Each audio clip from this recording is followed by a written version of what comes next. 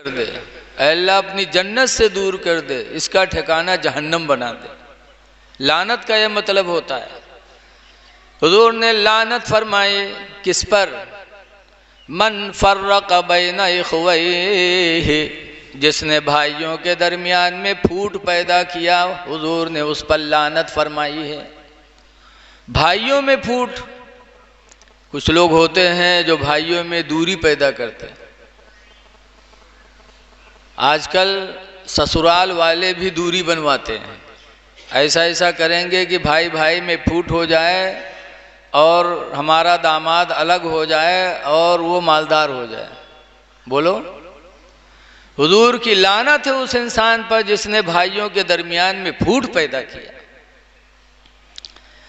हज़रत अली की रवायत भी है, अन अली काला, हज़रत अली से रवायत है, फरमाते हैं कि वाहबा रसूलुल्लाह सल्लल्लाहु अलैहि वसल्लम ली गुलामैन अख्वैन, सरकार ने हमें दो गुलाम अता किए, हिबा किया सरकार ने अली को दो गुलाम।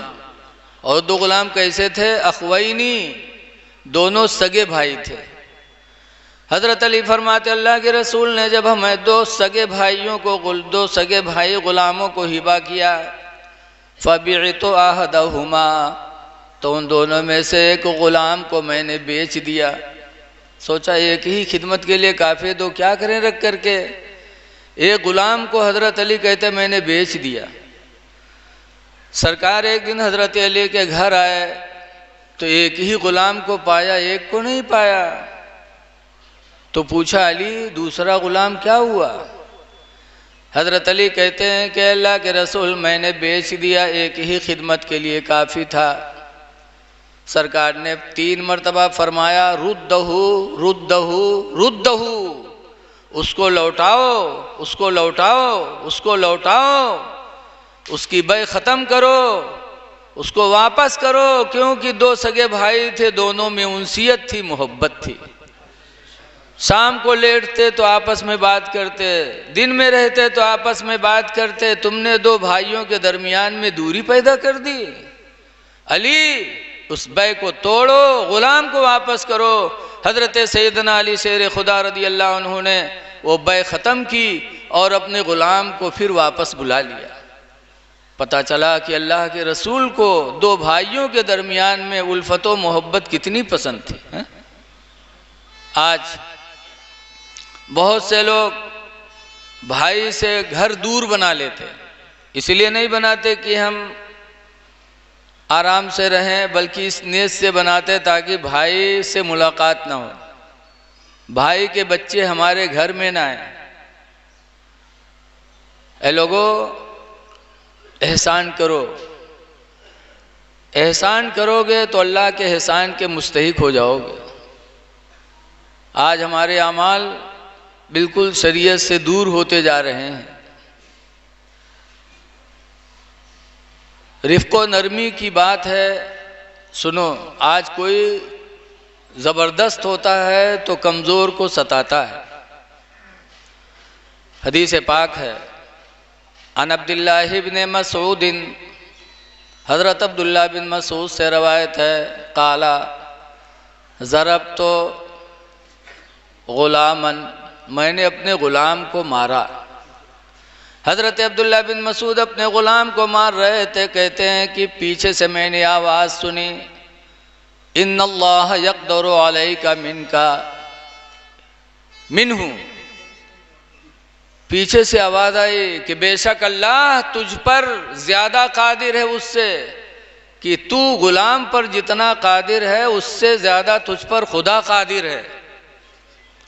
पीछे से आवाज़ आई, इन्नल्लाह अक़दरु अलैका मिन्हु, बेशक अल्लाह तेरे ऊपर उससे ज़्यादा कादिर है, कि जितना तू उस पर कादिर है उससे कहीं ज़्यादा तेरे ऊपर तेरा खुदा कादिर है। हज़रत अब्दुल्लाह बिन मसूद फरमाते, जब वो आवाज़ मैंने सुनी तो पलटा तो देखा कि पीछे अल्लाह के रसूल खड़े हैं और फरमा रहे हैं कि ग़ुलाम को मार रहे हो, अल्लाह तुम पर कादिर है उससे ज़्यादा जितना तुम कादिर हो। हज़रत अब्दुल्लाह बिन मसूद फरमाते हैं, जैसे मैंने पलट के देखा तो मेरे रोंगटे खड़े हो गए मैंने कहा या रसूल अल्लाह हुआ हुर्रुन लिवजहिल्लाह, अल्लाह के रसूल वो आज़ाद है खुदा के वास्ते। मैंने उसको आज़ाद कर दिया। नहीं समझे आप? वो आज़ाद है मतलब ये है कि मैंने मार दिया गुलाम को, मुझसे गलती हुई तो वो आज़ाद है, अल्लाह के लिए मैंने उसको आज़ाद कर दिया। और ये गुलाम को आज़ाद करना ये बहुत सवाब का काम है। इसीलिए हदीस में है, कुरान में है कि अगर रोज़ा टूट जाए तोड़ दो तो कफ़ारा दो। तो कफ़ारा में पहले मिस्कीनों को खाना खिलाना नहीं है कि मिस्कीन को खाना खिला दो। पहले रोज़ा रखना नहीं है कि रोज़ा रख लो 60 रोज़े। सबसे पहले यही है कि ग़ुलाम, कसम के कफ़ारे में शायद, कि पहले ग़ुलाम आज़ाद करो। ग़ुलाम आज़ाद करने की सलाहियत ना हो तब मिस्कीनों को खाना खिलाओ, रोज़े रखो। पता चला कि रोज़ा से भी ज़्यादा पसंद, मिस्कीनों को खाना खिलाने से भी ज़्यादा पसंद अल्लाह के नज़दीक अगर है तो ग़ुलाम को आज़ाद करना है। इसलिए कि एक ग़ुलाम जब आज़ाद हो जाता है तो आज़ादी की ज़िंदगी कितनी अच्छी होती है। आज हम और आप किसी की नौकरी करते हैं, नौकरी में कितने घंटे की ड्यूटी रहती है? 5 घंटा, 6 घंटा, 8 घंटा। लेकिन जब कोई रिश्तेदार बुलाता है कहीं तो कहते क्या करें, नौकरी है, नौकरी की वजह से नहीं आ पाता। बोलो कहते कि नहीं कहते? 8 घंटे की नौकरी में आप नहीं जा पाते, बंधे रहते हैं। और जो ग़ुलाम 24 घंटा बंधा हो आका की खिदमत में तो उसको कितनी तकलीफ़ होती होगी। हज़रत अब्दुल्ला बिन मसूद कहते हैं हुर्रुन लिवजहिल्लाह, अल्लाह के रसूल वो आज़ाद है खुदा के वास्ते, मैंने आज से उसको आज़ाद ही कर दिया। सरकार ने हज़रत अब्दुल्ला बिन मसूद को दुआएं दी। पता चला कि एहसान करना ये बहुत बड़ी बात है। और किसी को मारो तो मारने से पहले सोच लो कि हम ताकतवर हैं या कमज़ोर है, लेकिन हमसे भी कोई ताकतवर मौजूद है, हमसे भी कोई ज़्यादा कुदरत वाला मौजूद है। किसी पर जुल्म ढाने से पहले सोच लो कि आज हम इस पर जुल्म ढा रहे हैं तो हमसे भी कोई कादिर है हमारे ऊपर। सहाबे किराम की ज़िंदगी हमारे तुम्हारे लिए नमूने अमल है। ये अल्लाह वालों की सोहबत में क्यों बैठा जाता? अभी हज़रत अल्लामा अब्दुल वहीद साहब क़िबला ने बताया कि उलमा की सोहबत और मजलिसों में जाने से दिल रोशन होते हैं। यही वजह है। आज तारीख़ है हज़रत सैयदना इमाम जाफ़र सादिक की फ़ातिहा की। फ़ातिहा करते हैं, फ़ातिहा मुस्तहब चीज़ है, इसमें इख्तिलाफ़ नहीं करना चाहिए। लेकिन हज़रत इमाम जाफ़र सादिक की नियाज़ क्यों होती है? अल्लाह वाले दुनिया से बहुत से गए, लेकिन इमाम जाफ़र सादिक वो हैं कि हज़रत इमाम आज़म अबू हनीफ़ा रहमतुल्लाह अलैह इनकी खिदमत में 2 साल रहे। इमाम आज़म जैसे खिदमत किए हों इमाम जाफ़र सादिक की। हम आज मौलाना हो गए तो कोई बुज़ुर्ग को 1 गिलास पानी देते हुए शर्माते हैं, क्या हम मौलाना हो गए तो क्या पानी लेके जी? बोलो है? इमाम आज़म इतने बड़े इमाम,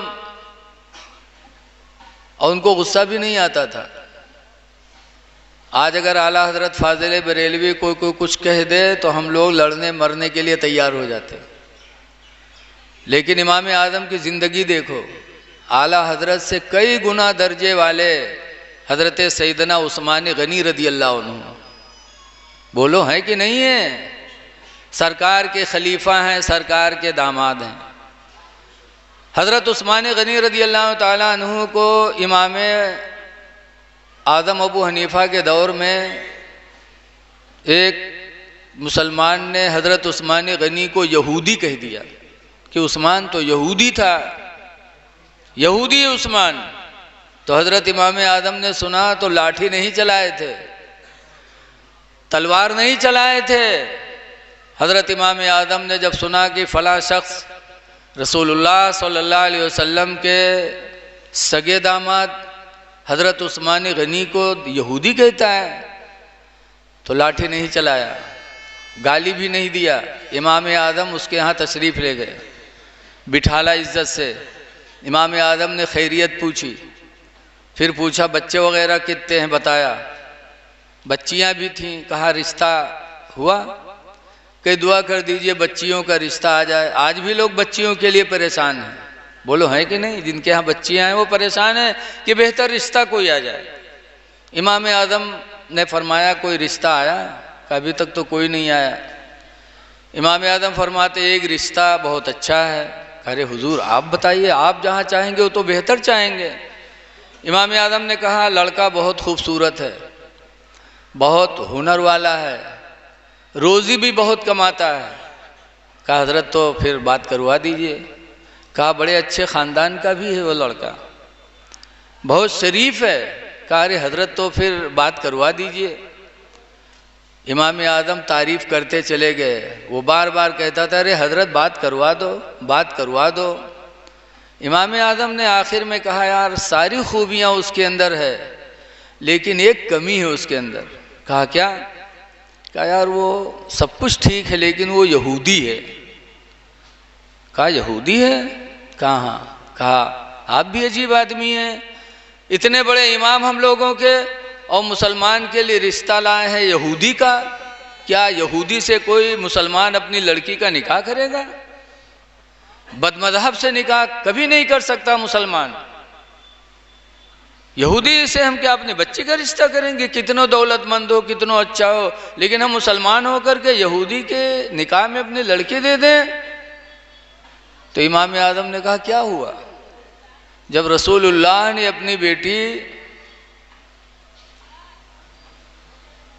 अपनी बेटी का निकाह उस्मान जैसे यहूदी से कर दिया तो तुमको करने में क्या हर्ज है? कहा सरकार ने अपनी बेटी का निकाह उस्मान से किया। कहा एक नहीं दो बेटियों का निकाह किया रसूलुल्लाह ने।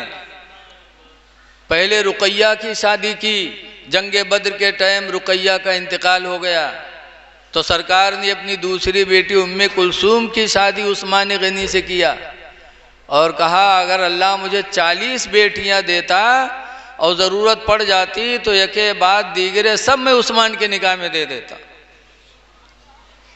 उसकी आंखें खुल गई, अरे रसूलुल्लाह ने अपनी बेटी की शादी उस्मान से किया? कहा हाँ हाँ एक नहीं दो दो की शादी किया। तो मुसलमान धाड़ मार के रोने लगा। कहा अफसोस मैं बर्बाद हो गया, जिसको रसूलुल्लाह ने दामाद बनाया हो उसको मैंने यहूदी समझ लिया। मैं तो उस्मान को यहूदी कहता था, हाय अफसोस मेरा नसीबा बर्बाद हो गया। नबी के खलीफा नबी के दामाद को मैंने यहूदी कह दिया। रोया, तौबा किया। ये थी इमाम आदम अबू हनीफा की ज़िहानत। ये था किरदार कि समझाते थे किसी को तो लाठी मार के नहीं समझाते थे, बल्कि इस तरह समझाते थे कि इंसान के दिल में बात उतर जाए।